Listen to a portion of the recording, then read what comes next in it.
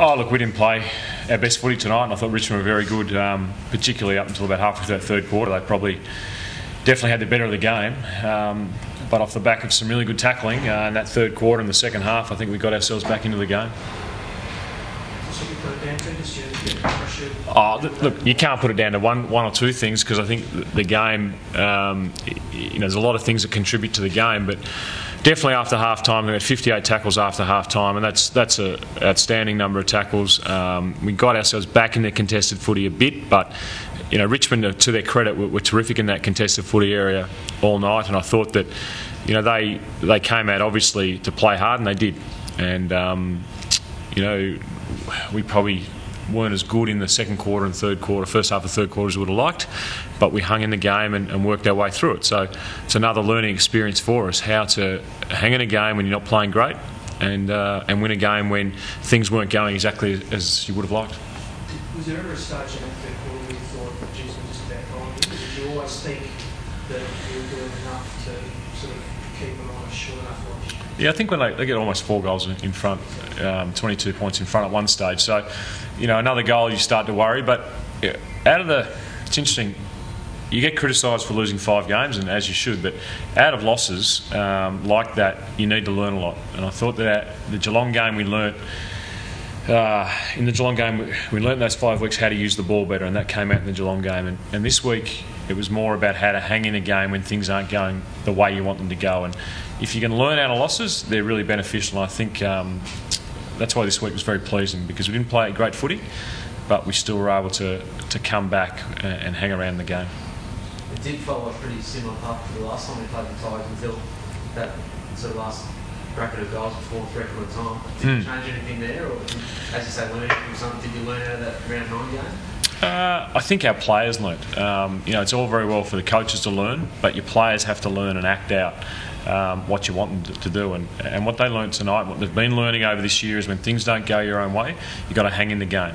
And we did that well, and when you get your opportunities, we took them. So the most pleasing part, as I've said, is just hang in the game and work hard, and things will turn. It did. To finish sort of full of running as well, was that good? That looked like that freshened up a little bit. What, during the game?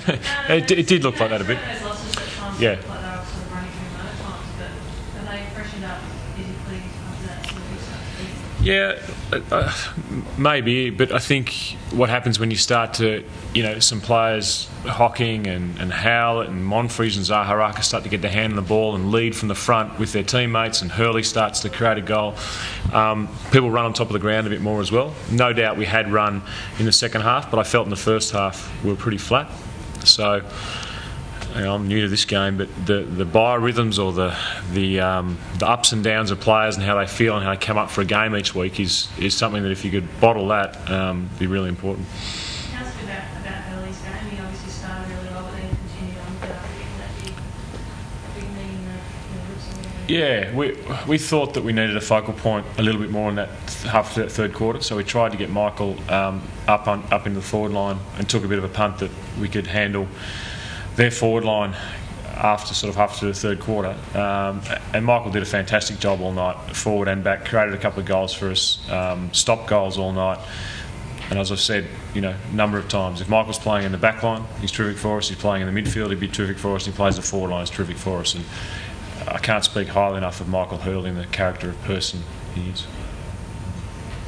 You made mention of winning at the G, being over a year since the Yeah. Was it important? Well, it's important to win at the G because we play a fair share of games here, and also it's just a great place to play football. And if you want to be a good football team, you've got to be a good MCG football team.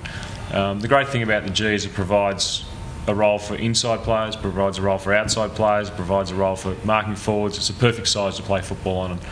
And it has been disappointing that we haven't won at the G so far this year. So it was important for the players to win at the MCG. And I know Dyson Heppel, Stuart Cranberry, Kyle Hardingham, Michael Hibbard, who hadn't won at the G, were very excited in there tonight after winning the MCG. Just overall, still to their wife, James. Yeah, well, that's what's that? Our second. I think we won at the Gabba as well, and won the G. So yeah, it is good. And look, you've got to play slightly different teams, I believe, that Eddie had to other grounds, and in the bigger grounds. You need the ability to run, and I thought our run tonight was a lot better, and particularly in the second half, than it had been at the G so far this year. Collier and Hocking okay? Yeah, Buddha's just had a knee in the back, a knee in the glute, sorry, and he should come up. Collier's a strange one. Got a knock in the head.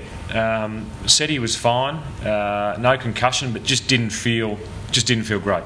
And concussion test was all good, so we're all happy with that. But if he didn't feel good, we just decided that it's the right time to make a move and make the sub. And he was playing pretty well. Played really well last week. So it was disappointing for us, but you've got to look after a player's head, and we've got no doubt he'll be fine next week. But just be careful with the head. And just a Corky for Hockey?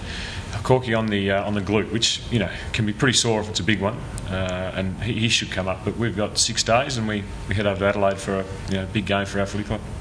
Any injuries? We don't think so. Hurl's obviously got a big hit.